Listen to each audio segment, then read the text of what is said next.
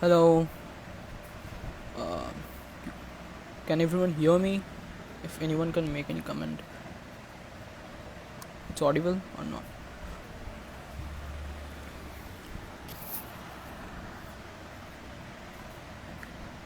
Is it audible? Okay, thank you. Thank you, thank you.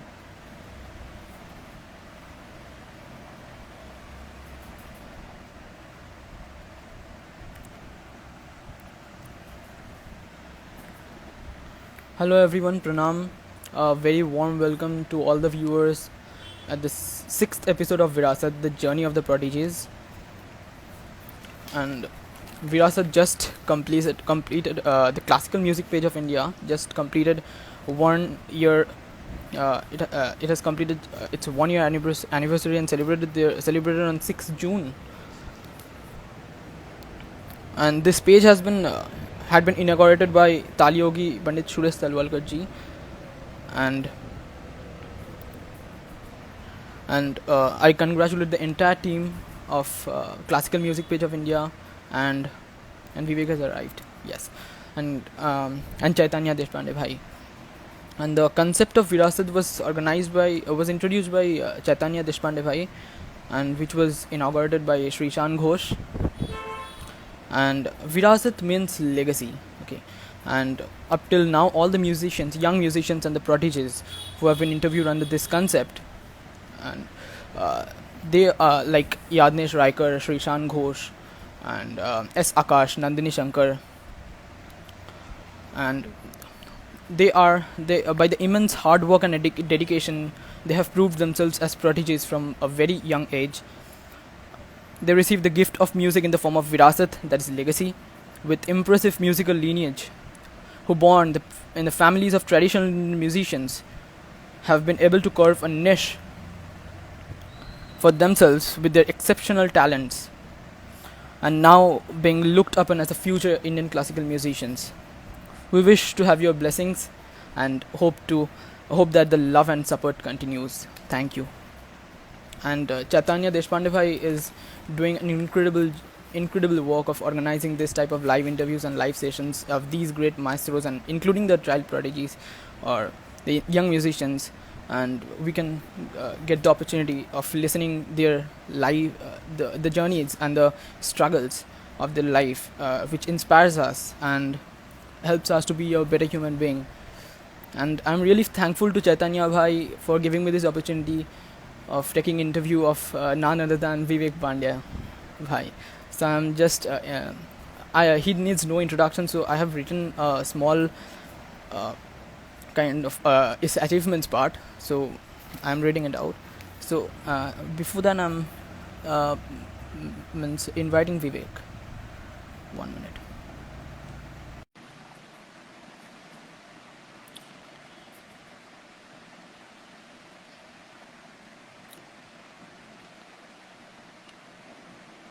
Pranam. Pranam, Pranam. Pranam, Pranam. Thank you for having me. I'd like to thank No, it's Classical really, Music of India. yes. It's a pleasure to be here, and it's great to have you interviewing me. I mean, No, no. for those who don't know, Surjava Bhai, he's learning from Guruji also, and he's playing amazing. He's playing even better than I am. So I mean, he needs no introduction. No, no, no. No, no. I have written a kind of an achievement parts of yours, so I'm just reading it out. So Vivek was invited by late Pandit Arvind Mulgoankar ji to play a tabla solo in Ustad Amir Hussein Khan Saab's 47th barsi in 2016, held annually in Mumbai. He has also played solos in Solapur, Pune, Mumbai, Arizona, New Jersey, New York, and in front of tabla faculty and students in Baroda at MSUniversity.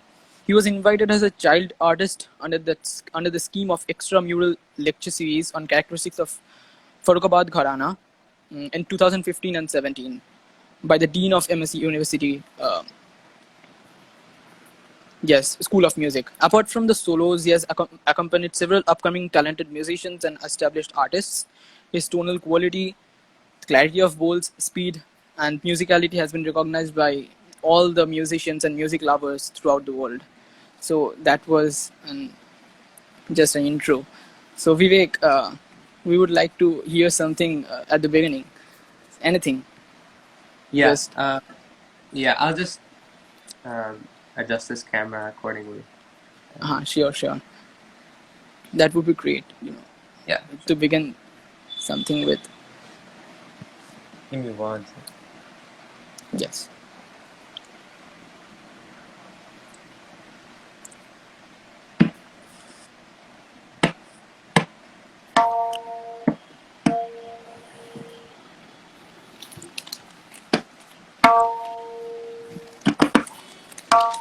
Can you see it or no? No, I can't see it, but it's clear. The audio is clear. Yes, it's now perfect. Just give me a second.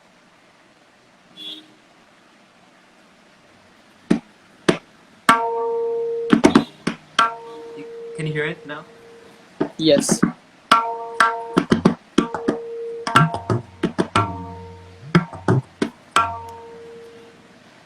Chaitanya ji requested something of Tirkwa Khan sir.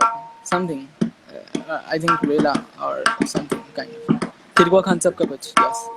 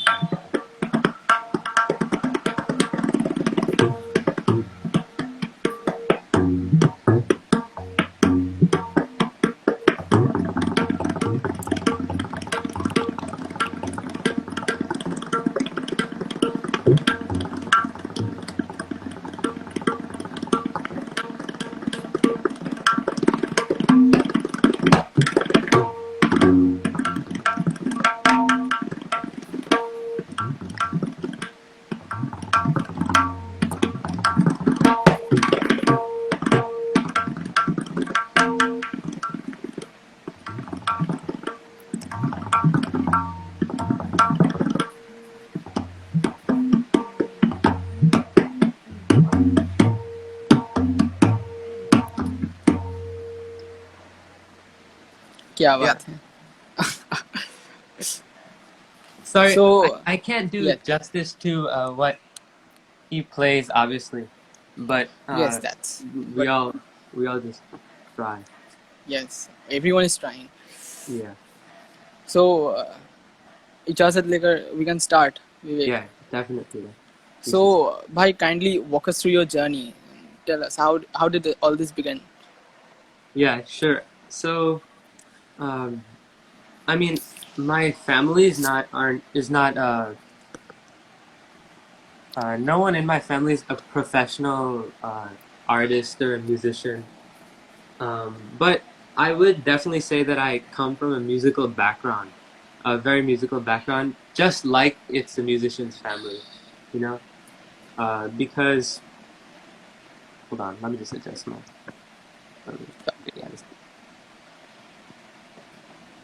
so, as I was saying, my whole family comes from basically a music background.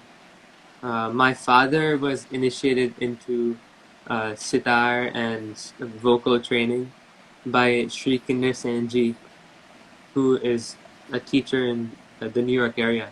So he is very inclined towards music and music studies, and in general, music was one of his passions that he pursued, and soon he passed on that to me. And on my mother's side, I learned that she also learned some music when she was younger, and obviously enjoys music a lot. But in the field of Indian classical music, my father became more inclined towards that field, and as time progressed, he used to listen to a lot of Pandit Nikhil Banerjee and Pandit Anindo Chatterjee ji on the side, on his as his accompaniment. And this used to be, I think he used to tell me that this was a regular listening experience for him. And he used to enjoy it so much that he became a fan of Guruji at a very young age. So that's how my father's also, fandom of Guruji started. And this was even before I was born.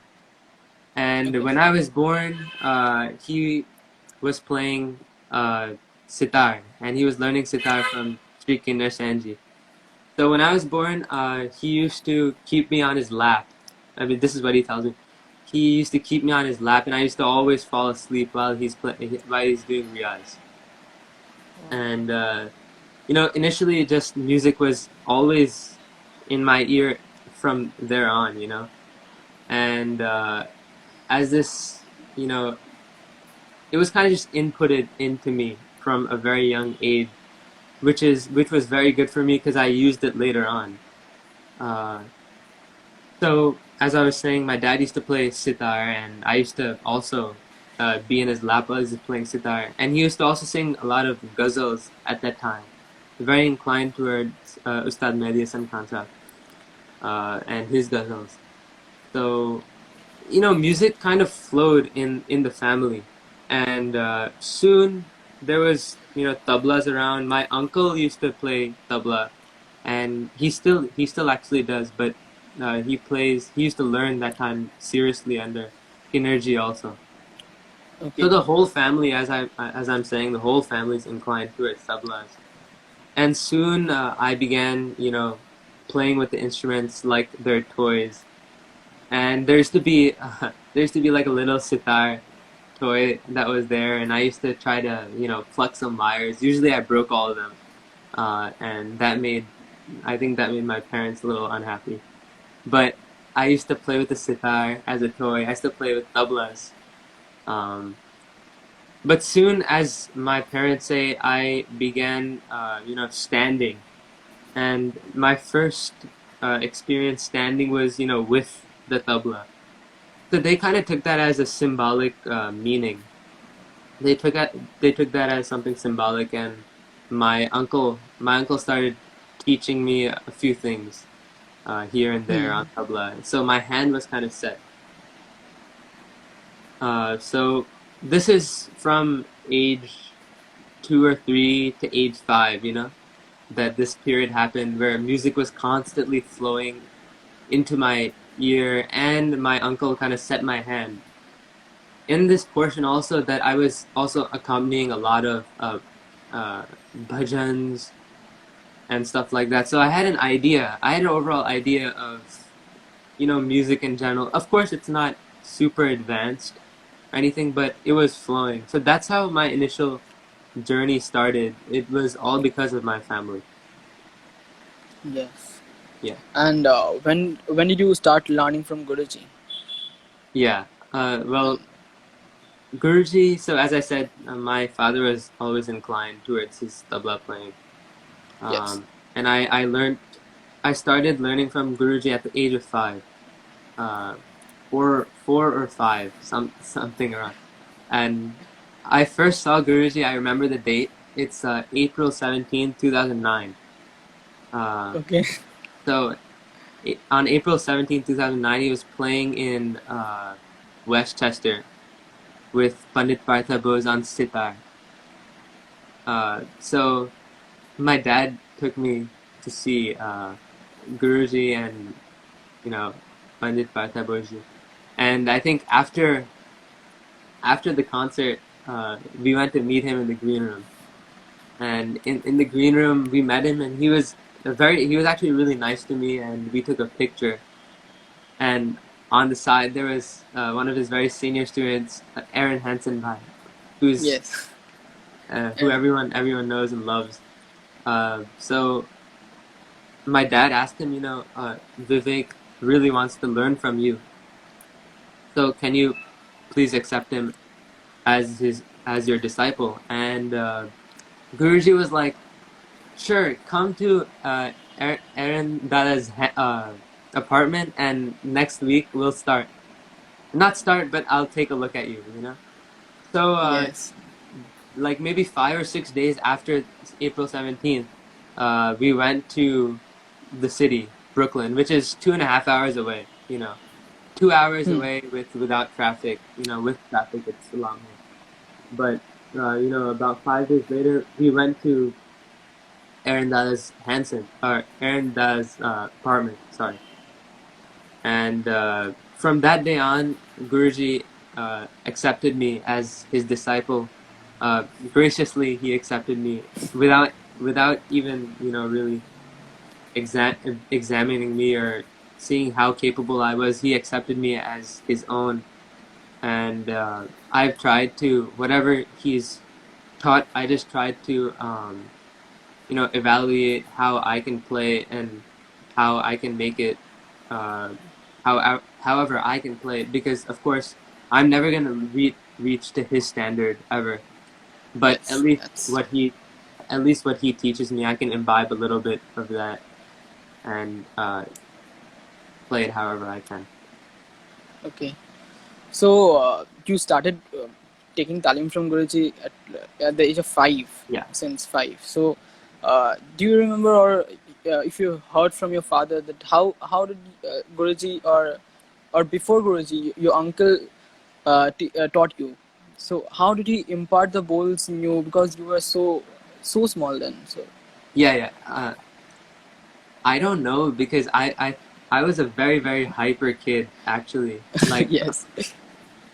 my uncle used to teach me tabla bowls, and actually there's only used to be one pair of tablas. So one pair of tablas in the middle, and we would just keep rotating because he's a righty, I'm a righty, so we would just keep rotating the drums when we were Okay. playing. So when he used to show me, I used to just slide his hands off the tabla and start playing whatever I could. So I mean, slowly, things I just picked it up without any, um, which is my good fortune. I just picked it up without any prior practice. And this is not from me. This is from my parents. This is what my parents said. And I had like sort of rhythm with me because I played with bhajans and stuff. So this kind of Yes. with. So when I reached to Guruji, my father said that. Uh, my father said that, I mean, he's very small, he's not going to understand much. And Guruji obviously said the same thing. So what my father did was he was the messenger between what Guruji said and what I received. If that makes any sense. So Okay. Yeah. um, what Guruji taught me, obviously I would try to learn in class. But whatever I didn't learn or whatever practice I had to do, my father used to implement that. Okay. So Guruji would teach, for example, so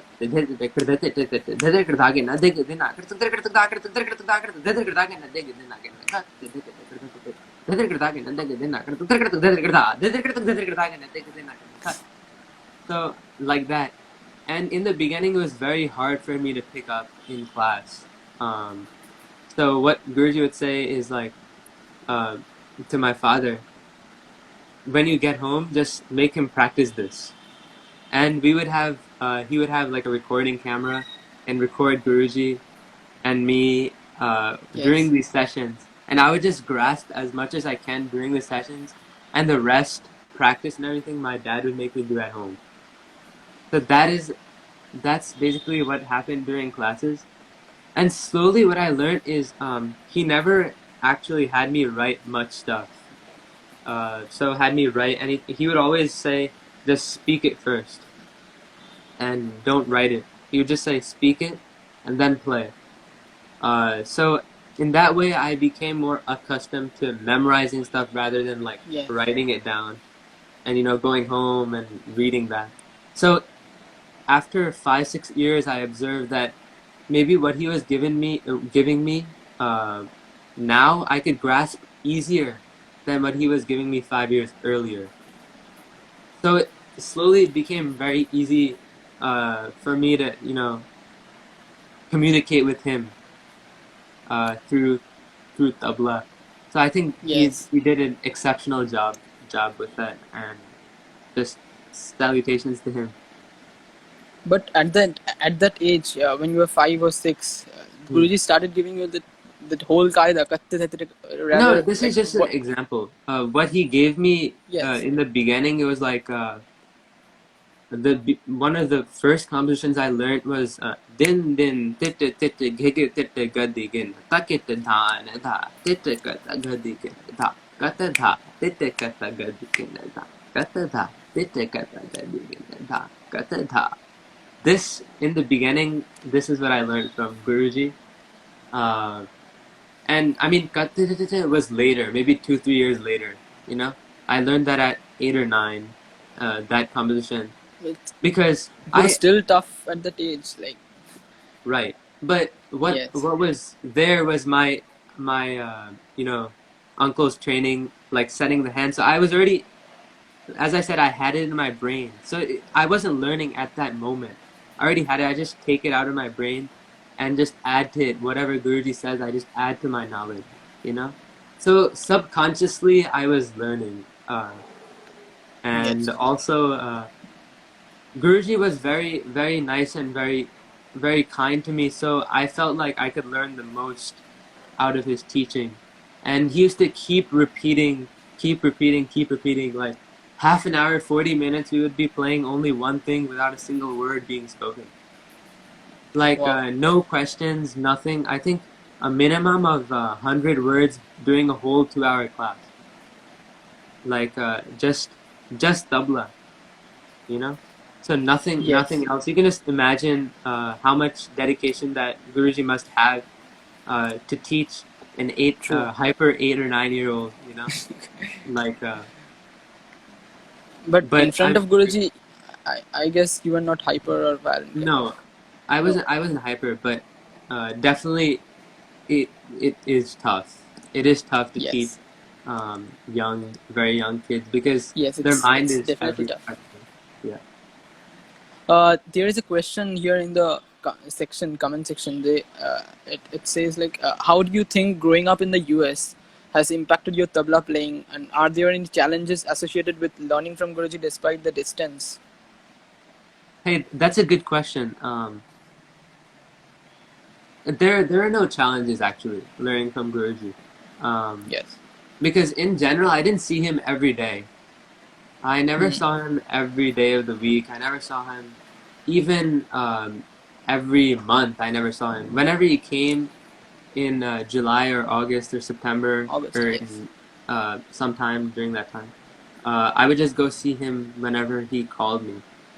So in a little time we connected very easily, and the knowledge was kind of just given. I think it's a myth that you have to stay with the guru for many hours and then you can get connected, because I was not that was not the case with me. Very maybe 2 hour sessions, and he would come for like a month in the spring and a month in the fall, and during that time we would just go take as many lessons as I could, so I wasn't with yes, him at for 10 hours at a stretch, or 12 hours of staying with him or anything like that. But still, the connection was very strong, even despite the distance. And in this COVID time, I've also been starting taking a little bit of Zoom classes with him. And still, the connection is yes. there. Although maybe not as strong as in Have to be. person, but Yes. it's still there, which is amazing. Wow. Yeah. And Vivek, when did you like had that inner calling that I will put up my heart and soul and do that riyaz? And at what age? Yeah, that was there. And I guess how did it come? that was there, but I wouldn't say that's not on me, honestly, because that's on my parents. Because in that age, you don't really realize much. Even now, like now, I'm saying that maybe I should practice more. But my dad used to be very strict and very systematic on Yes. practice. He used to sit with his Lera or Nagma, and practice with me for about 2 hours. Just sit with Lera and practice for 2 hours about the same things over and over and over. for quite a long time, for years. And then soon after the age of like 12 or 13, I think he stopped doing that. And I Yes. started practicing on my own. But he's still there. He still sits during the practice sessions, and I'm practicing. But he doesn't play that much, nagma anymore. But he's still listening, So in that case, my Yes. father and my mom, they're both take a huge role in my practice because it's like the subconscious thing. There is that my dad's there. I should practice well, like that. Okay. So there is another question that growing up in the US and predominantly speaking American English, do you ever have trouble reciting the tabla bowls? And so, how did you overcome that challenge? Kind of. Um,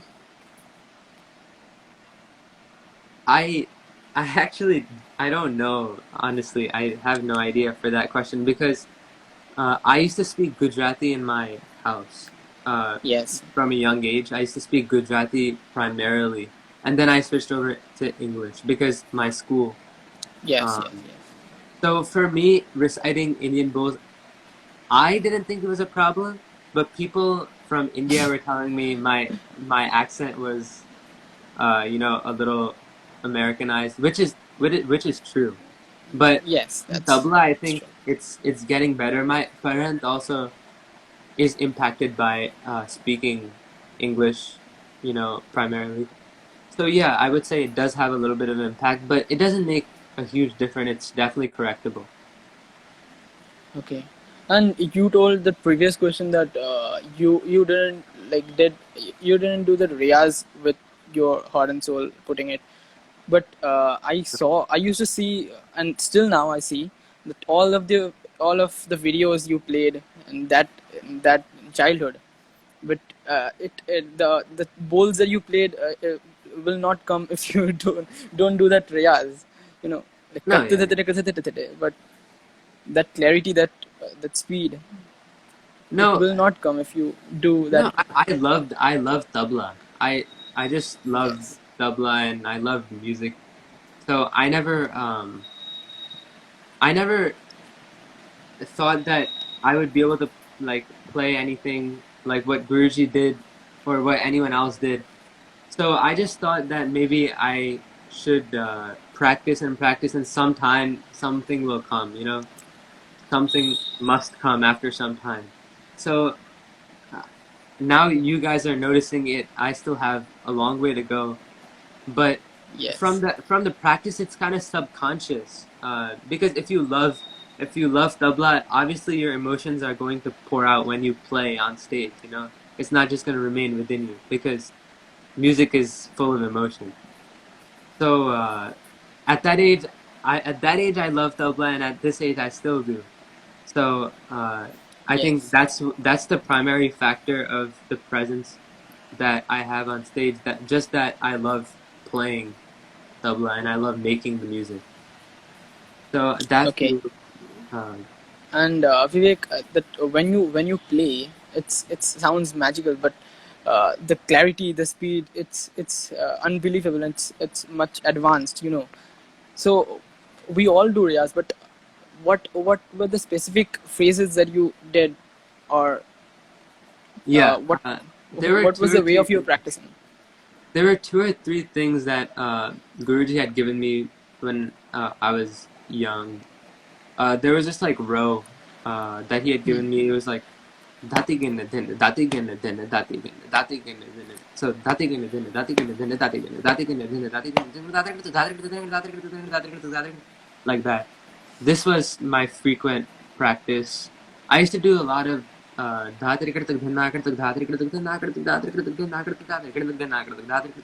very simple sort of things.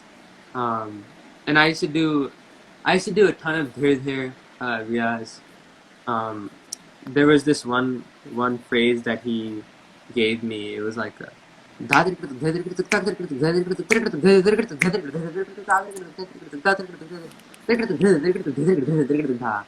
this used to be my like go-to phrase. And you practiced at what age?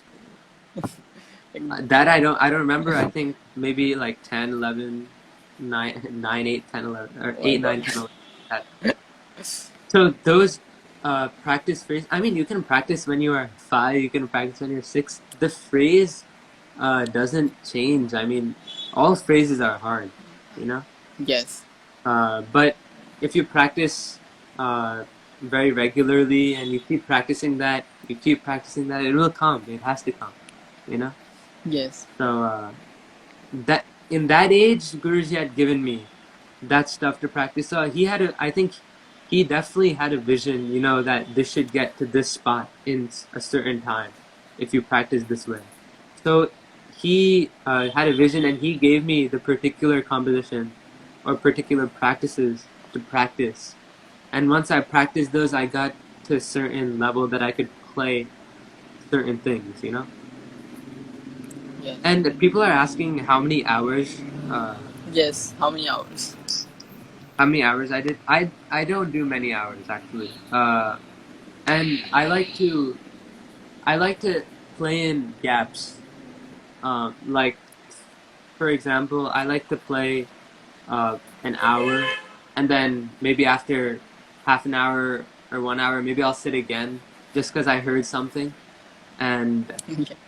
something was inspired. And then after another hour, I heard something else, and then I was inspired. So I like to practice in gaps now, but previously I think there was a time set for 2 hours, 3 hours that I used to just play constantly.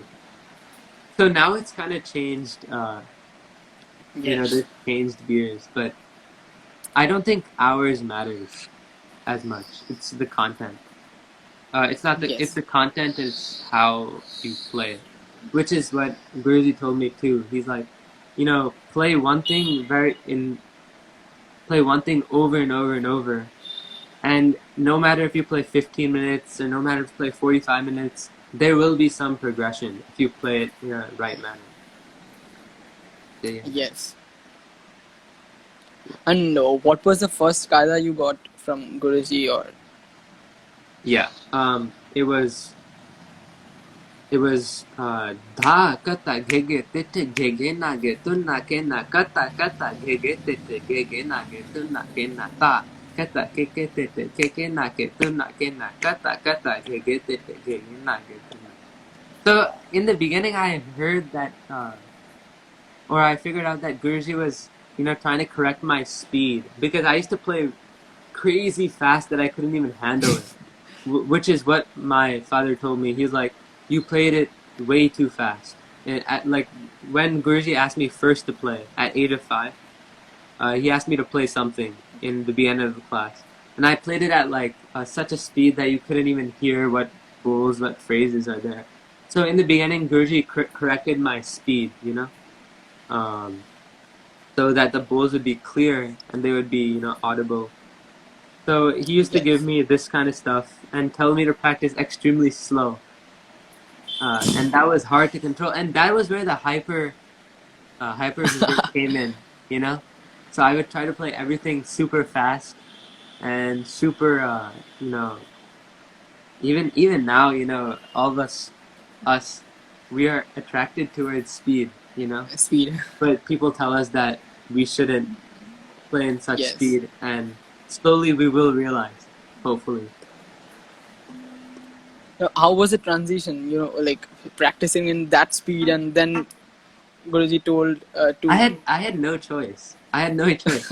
My father was sitting with me, and he used to control this. He had the nagma, so he used to control the speed, and he used to be extremely strict with me as a young Yes. kid. He used to be very strict with me, and like if I have to play 30 minutes, I have to play 30 minutes. You know, like that sort of thing. You know, so he used to control the speed. He used to control the time, and as that progressed, then I, you know, kind of just inherited it as time went on.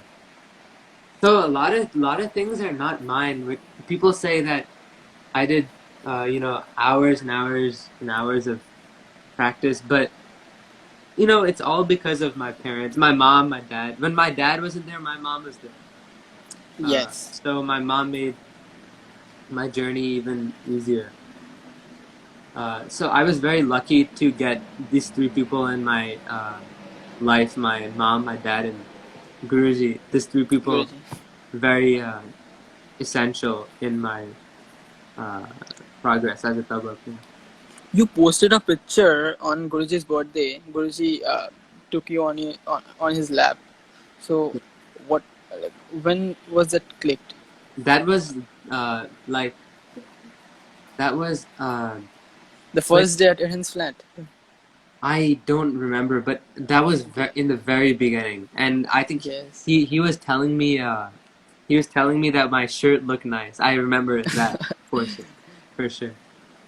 But that was one of the first pictures I had with him, and Guruji was very very kind and very very nice to me.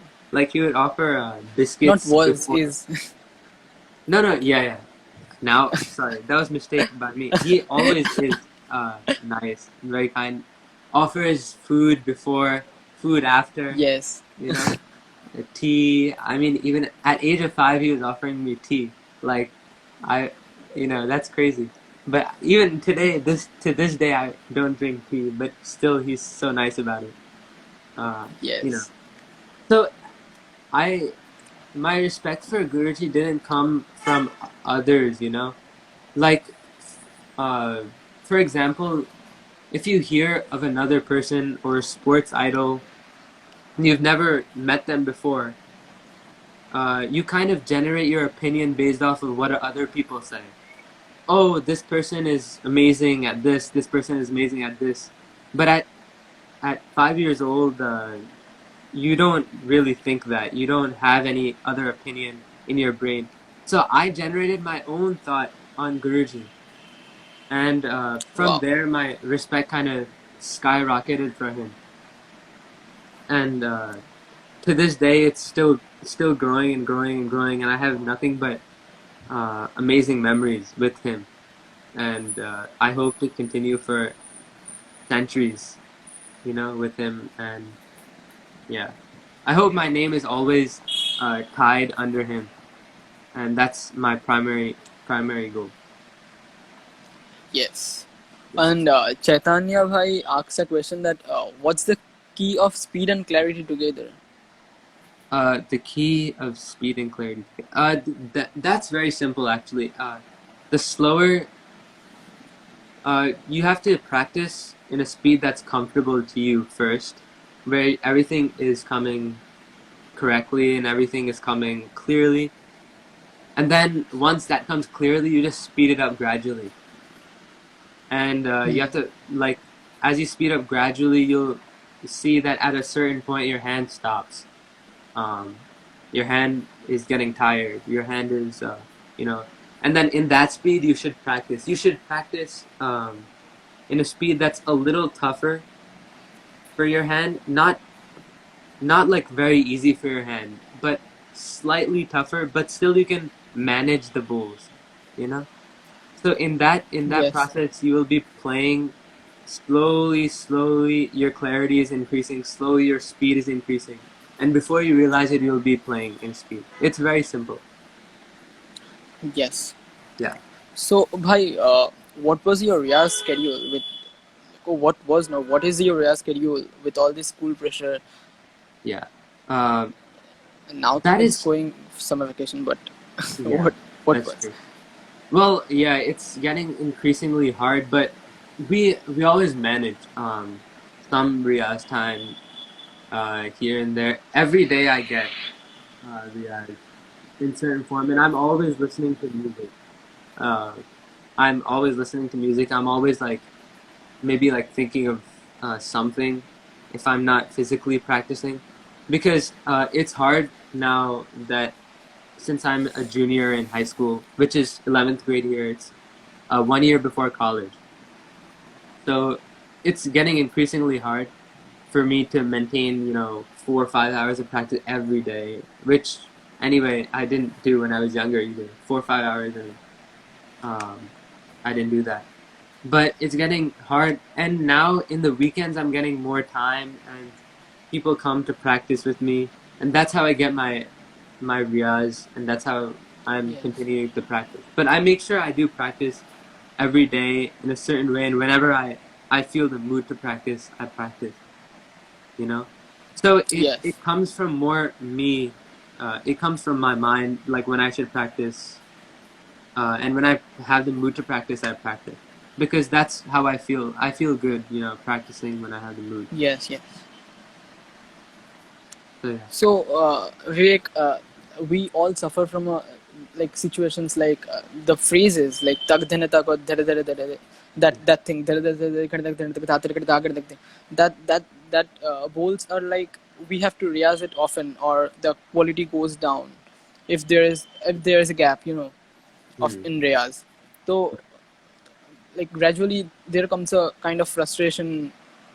Uh, So how like if I you have, yes, yeah, you are I yeah. do remember. Yeah, there was this one day where my father was playing Lara with me, and I was playing that.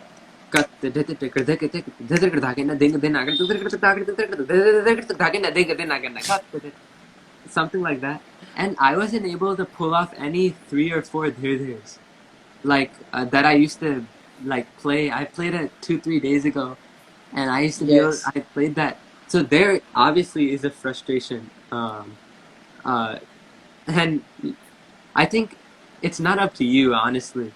There's some other spirit or power that whenever it wants you to play, you'll play. Because even when Yes. I practice, or even when I practice well or Riyaz for a certain amount of time, the next day I'm playing a concert, I'm like, oh, this is not suiting well in my hand today. It was suiting fine in my hand yesterday. So I think that is uncontrollable by you. That's more of your relationship with the instrument Tabla. and how much of a hang Yes. you have on it. So after a certain point of time, like if we hear a Guruji play, right? Yes. He doesn't need to practice ten No. days in a row. He doesn't need to practice that, but it's still there. Because why he Yes. is, established a sort of connection with that instrument, and he has achieved mastery, which is what we all strive for. Yeah. Yes. There is a question by Tabla Spot that what are your views on modern tabla improvisation and the people making, that what's the trend, like people making cover songs, neglecting the beauty of the old tradition composition. What are your views on it? Yeah. That's a tough question because some types of fusion I really like. Some types of fusion I like, and some types of fusion take away from the beauty of the instrument itself. Um, like I really like acoustic sound.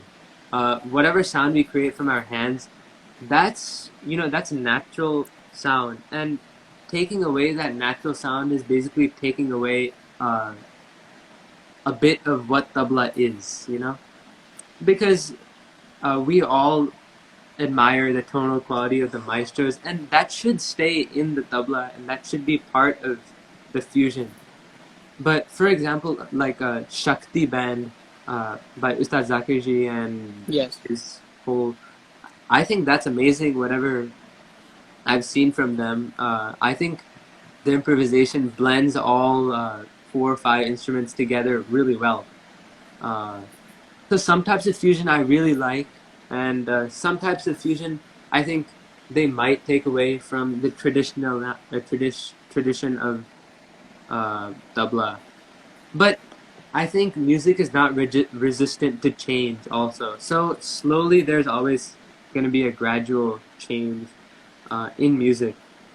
And most people are doing very well, honestly, in fusion also. And I enjoy listening Yes. to pretty much everything. And Vivek, the teenagers, we suffer these kind of situations like tomorrow is an exam and the previous night we have a solo. So how do you manage that? Oh yeah, yeah. That's It a happened to terrible me feeling. quite many times. Yeah, that's a terrible feeling. Of course, yeah. that's like a gamble, you know. Should I study or should I practice?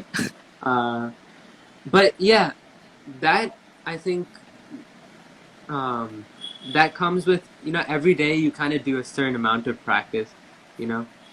So hopefully you just hope that that practice carries over to the next day because you'll have to study anyway, you know. You don't want to Yes. fail your exam. So you have to study. You have to manage in some way, you know. It has to be manageable. Uh, and Yes. you have managed. I have managed. So we're doing we're doing well. Yes. So, Vivek, another question: that what were the sacrifices you made, like to reach here, like addiction to the video games, Mm. like what we have in these teenage times, Yeah. or like that? Yeah. I used to play a lot more video games than I play now. Like two, Me three too. years ago. 2, 3 years ago, I used to play Yes. a lot of video games. But now there's no games out that I really like, so I don't play video games. Uh, now, but It comes with maturity, no? Yes. no, yeah, but I guess I would say this. Action with other people, like such as friends and such as parties and going to places. I still did those, but it was less because I practiced, you know, during that time, you know. So I used that time to practice instead of going out and uh, playing with friends and hanging out with friends and doing Yes. all the fun stuff. But I feel now that the gamble is worth it. The sacrifice is worth it because now that practice is coming in and coming back. So I feel that the earlier you practice, especially for teenagers, I think the years of practice are like in the younger ages because in that time you have a little bit more time, you know. So that's the sacrifice I made. I didn't make many sacrifices. I was lucky actually. Could do I could do practice. I could play tennis. I play tennis and I could play video Yes. Yes. games. Yes. I did whatever, and I still had fun. So there was very little sacrifice that I had to make with tabla, and I still I enjoy it. I do whatever I can with it, but my social time was a little less with other people. That's what I can say. And you play amazing tennis. I saw and No, I heard I of don't. it also. But like, don't you suffer any, like what I played cricket and Right. under 13, but like, don't you suffer any pain in hand like what I also suffered? That's why Yeah. I left. Yeah.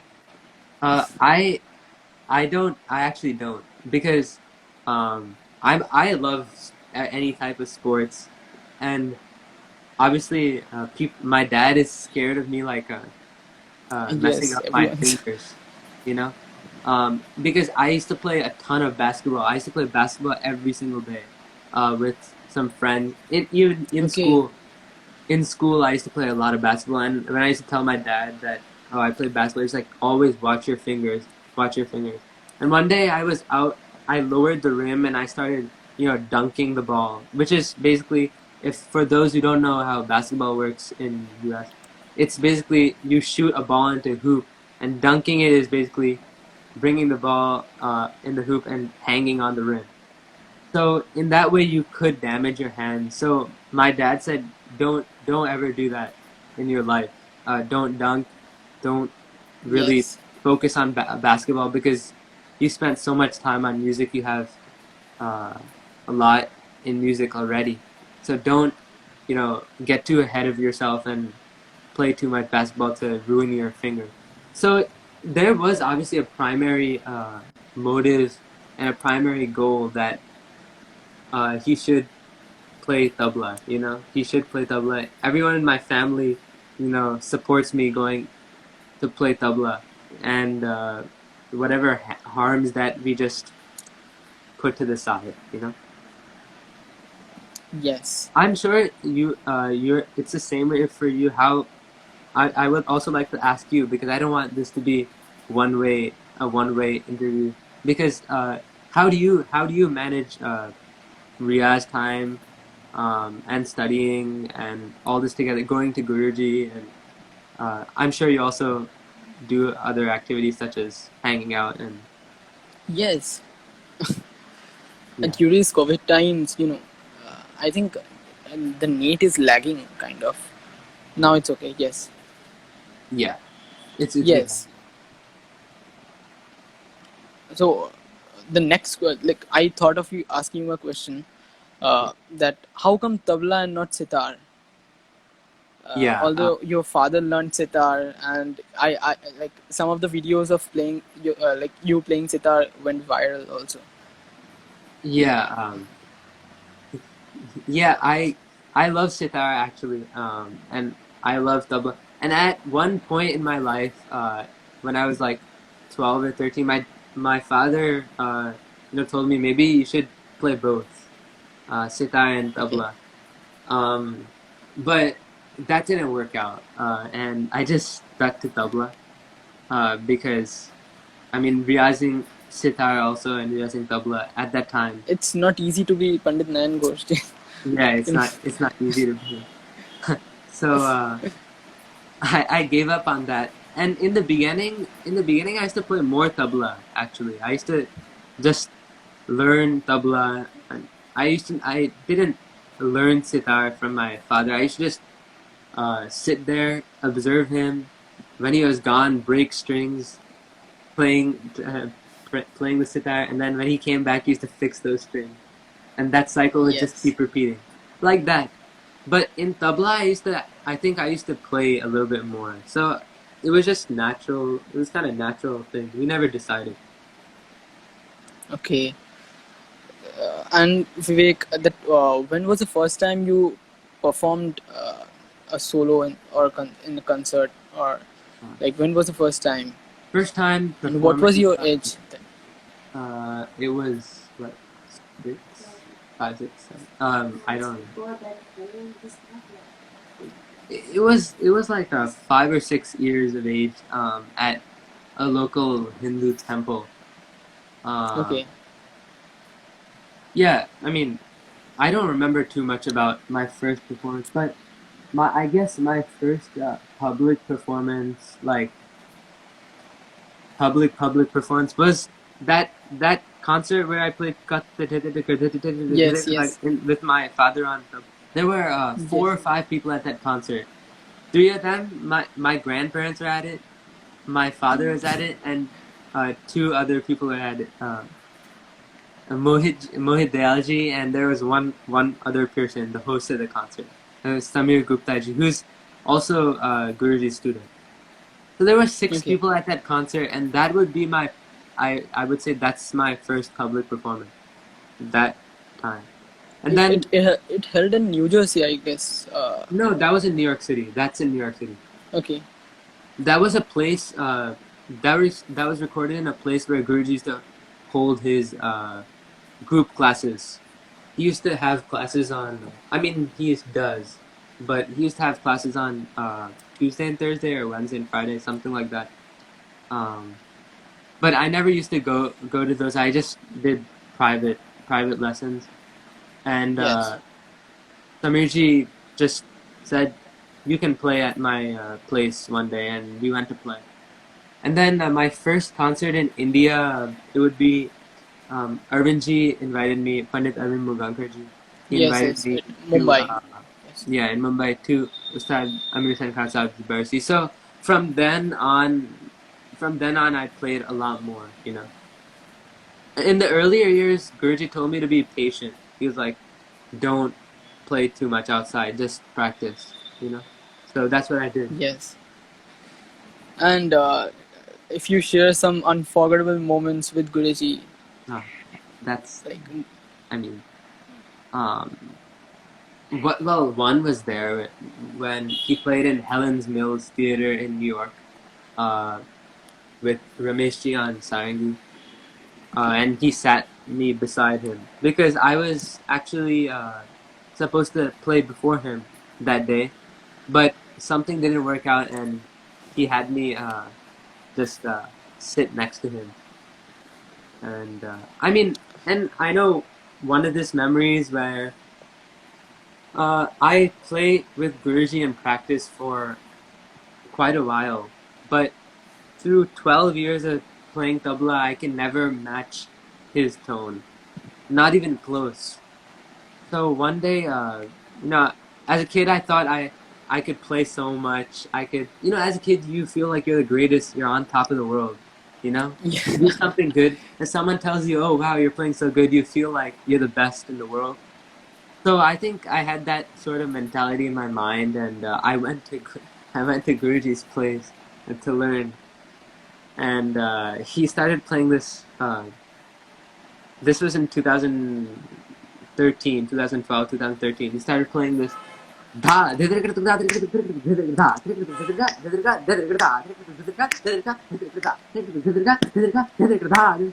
he played this about 20, 30 times. And I was like out of breath on the second one. So he keeps like humbling me, in so many different ways, which is amazing. And uh, I have so many memories with Guruji's, just amazing. But these are just the earliest ones that stand out to me. If I remember more, I will tell as this call goes. Yes. And in that age when you performed for the first time, and still in this age also, many people have the stage fear, Hmm. in front of so many audiences. Yeah. And so how did you overcome that? I don't I don't even know. I don't think I had too much stage fear from the beginning. Because from the beginning I used to do other things. I was also acting a little in a few films for my school. I was also like a lead role in one of the plays. So I didn't have much stage fear, much stage fright, especially when I was playing tabla, because at a certain age I developed like a sort of like confidence, because once you have some Yes. confidence, you're able to take you're able to be more comfortable on stage, right? So that was one of the things that I definitely developed from a young age. I wasn't very stage frightened, which was good for me. Yes. So and the next question is that what were the contribution of your parents in till this Yeah, moment, yeah, yeah. That's especially your mother, because your father, you told, acted like a messenger, yeah. and accompanied you, always being strict, and made Mhm. you do the riyaz. But Yeah. My especially your my mother. mom handled all the other aspects of my life. She handled music when, well, she didn't really sit with me, but she made sure that practice was being done. My father used to say, make him play 1.5 hour. And she was like, yeah, you can't get up until you play 1.5 hour. So that used to be there, and she handles everything outside of music in my life, meaning studies. Our studying is going fine. Our This is going fine. Out of school activities, tennis, all this. This is all her subject, I would say. And whenever we used to have fun, I mean, she was always there. She used to take us to many places to have fun, and we used to go Yes. on. I mean, my mom, from the beginning, I was really close to my mom in the beginning. Like, I wouldn't leave her, you know? When I was a kid, also, I just wouldn't leave my mom. And I mean, still, I'm very, very close with my mom. And she handles everything in my life. If I need anything at all, she's always there. And she's always constant support for anything. So in that case, my mom backs is like the backbone. She does everything. There's literally no words for her. Yes. I can't even describe it. Um, And initially in music specifically, she was the one singing bhajans. She was the one, you know, telling me, to practice. She was the one who's like teaching me the lyrics of the bhajans, and explaining me what this means and what our culture means and what is the significance of Bhagwan, or what is the You, significance of this. So yes, this, yeah. all Like this. a video of yours went viral when you you were 3 or 4 years, 2 or 3 years, I guess, when your mom was singing a kind of bhajan, and you were playing with That the white that shirt. wasn't me. That wasn't my mom. That was my grandmother. My grandmother has a beautiful, Okay, beautiful voice, and okay. she's not trained in any classical music or anything, but she just sings like that. So in that moment, my father just decided to record, and that came out, uh, however it came out. But yeah, these two, my grandma also used to help a lot, with. So I was, not accustomed. I mean, I was taught to be accustomed with Indian tradition, even if I was here. So I consider myself an Indian, even if I'm living in America, you know? Yes. So I have a very strong understanding of the culture because of my mom, I would say, you know? And I had a very strong understanding of music because of my father. So that's how uh, this whole thing worked And out. yes, there is a question that which repertoire of tabla attract you the most and why? Yeah, that is interesting. Because it's not a certain amount, a certain gharana. It's not Punjab gharana, Banaras gharana. I try to learn. I try to learn from everyone, everything. But I appreciate the compositions that are, made really, really well. Like recently, I Yes. think Guruji has been giving me a lot of Teen Darja Guts, which I love. Teen Darja Guts so much.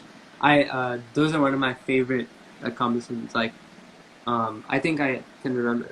Din din na tik din din na kirta ka thun thun na te te ta dha dhun na kar dha dhun na ka te te dha dhun na ka te te dha dhun na tere kit tak ta dhere dhere kit dha dhum kit tak dha kit tak thun thun na te te ta dha dhun na kar dha dhun na ka te te dha dhun na ka te te dha dhun na tere kit tak ta dhere dhere kit dha dhum kit tak dha kit tak thun na te te ta dha dhun na kar dha dhun na ka te te dha dhun na ka it's something like I don't know if I'm Yes. remembering it well, but it goes like that. And Teen Darja Guts I absolutely love. Uh, and I also love Yes. Farid Guts. Like Dhan takit dhit dha takit din ka dhit takit dhit gharan katan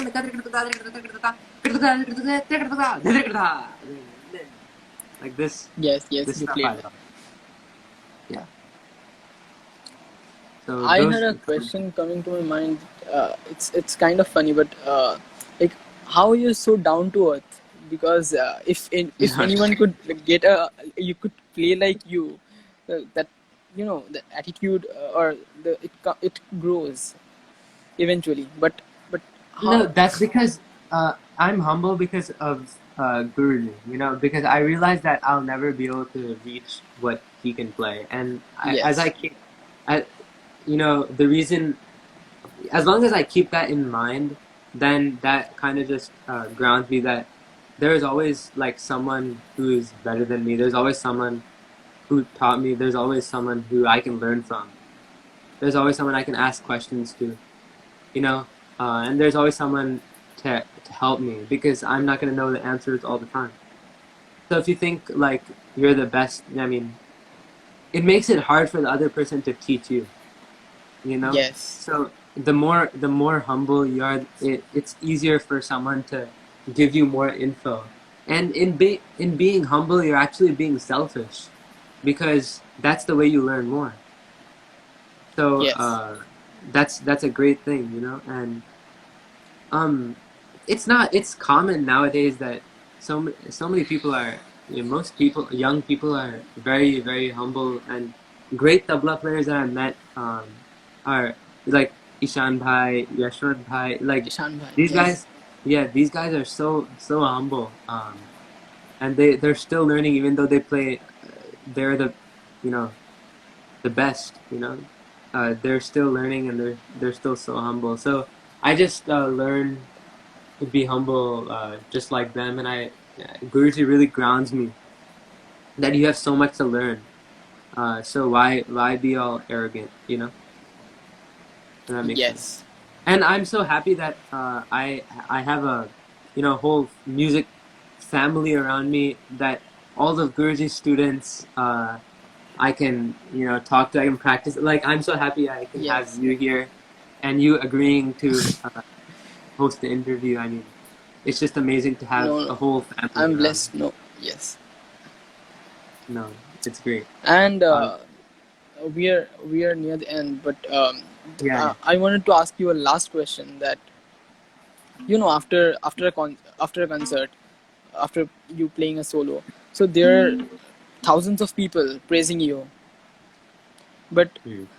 in everyone's life there is a one person that bring you ground, Yeah, bring you to the yeah, ground, keeps you grounded. So yeah. and My father. and tells you the mistakes, Yeah, and like how do you rectify it. So yeah, yeah. who was My who is my that? father. My father. I mean, he has all of my concerts like recorded. So he'll say, "You played well," and then maybe a day after listening to it maybe 25 more times, he'll be like, "This was wrong. You have to practice more to get this right." So I'll be like, "Come on, you pointed out Yes. another mistake." Like, it's annoying. Uh, because in the moment you have Yes. adrenaline and you're feeling like, "Oh, I played amazing," but that's not the case. So Yes. yeah. So So I mean, uh, it's almost automatic that there is some realization after some time. After some time, you realize yourself also what you did wrong. Like, because 30 minutes after the concert, 1 hour after the concert, you might feel you played really well, but after listening to it after 2 3 days, you'll be like, "Oh, okay, now this sounds different. And this was wrong, and this was not wrong, but I wouldn't say it's wrong, but there's stuff to improve.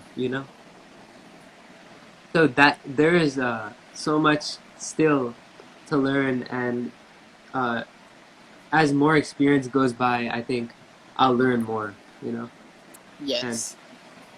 that's all I want to do. Just keep learning and keep gathering more information.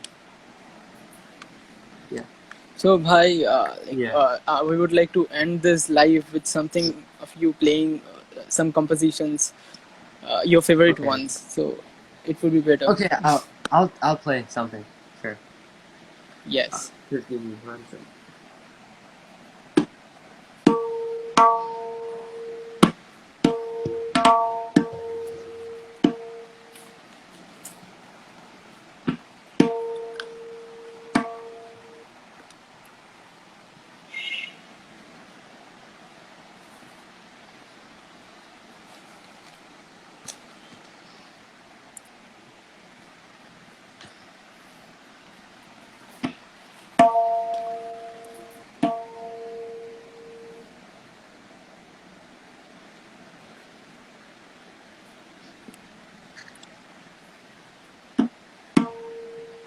Can you see the drums?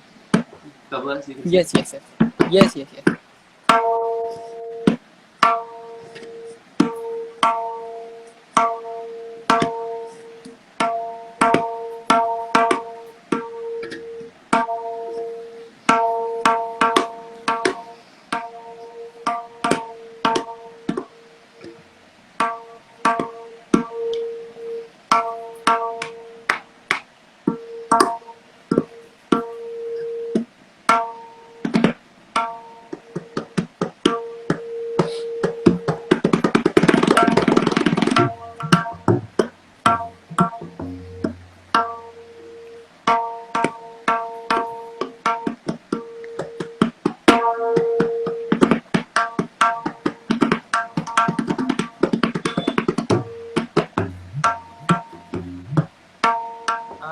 want to hear Gut, Tukra? What do you want to hear?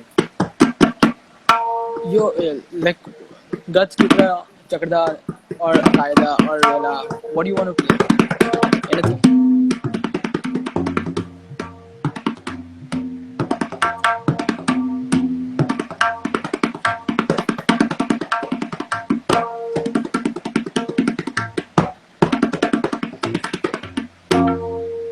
This is a Gut.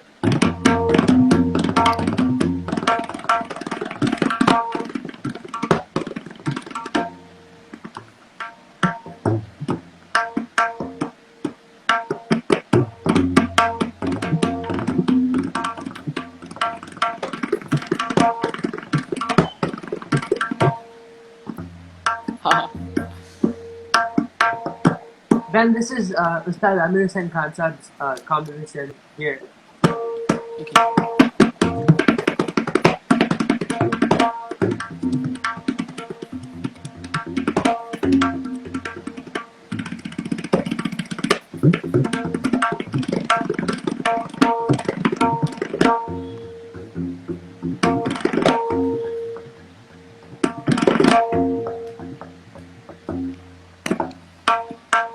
Wow.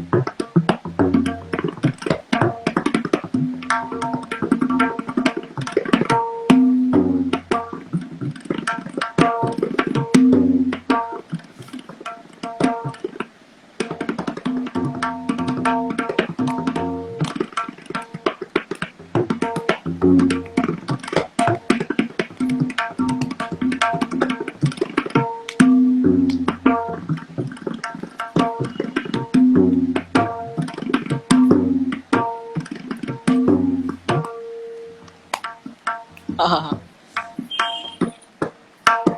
Chaitanya Bhai is requesting something with Didi Karta Te Kardada. Oh.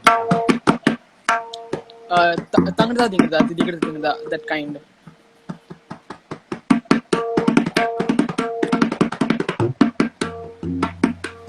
What? This composition also came into my head.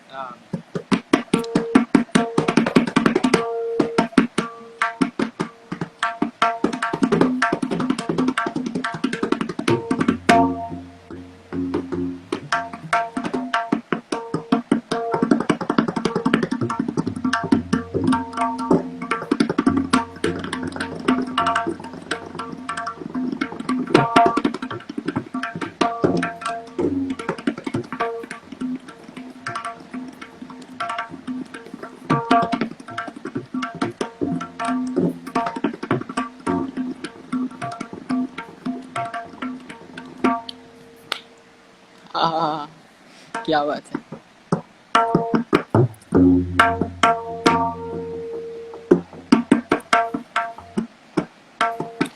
I'm trying to play maybe like from everything, from every gharana, you know, maybe a composition from every gharana. So maybe Banaras I'll play. Yes.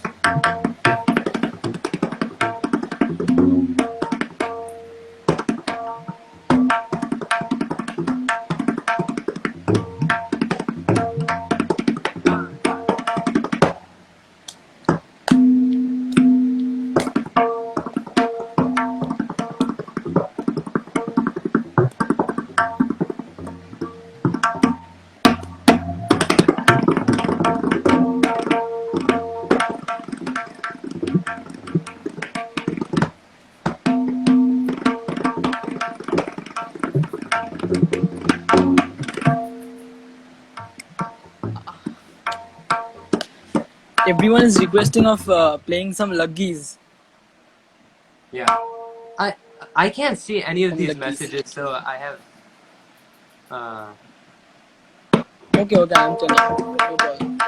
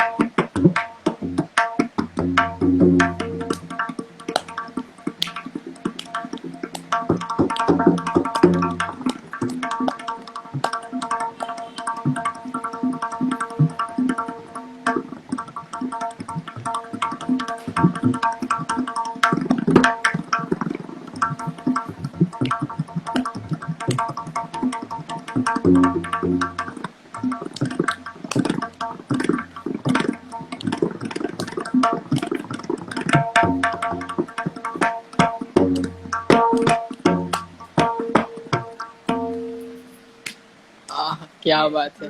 I'm not warmed up, so but it's a little hard. But I just tried luggies. I don't play luggies very often. I haven't practiced luggies, so just excuse my mistakes.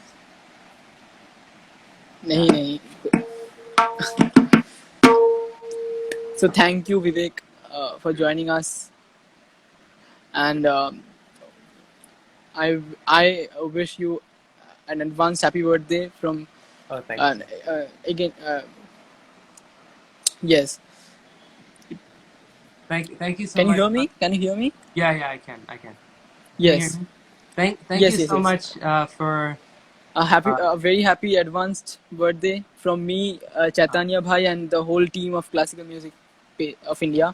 Thank you so much. I would also And, like to thank Chaitanya Bhai for having me on Classical Music of India. It was very fun, and I'm actually honored to have you interviewing me. I think I should interview no. you next time. It was really fun. It was really fun. Yeah.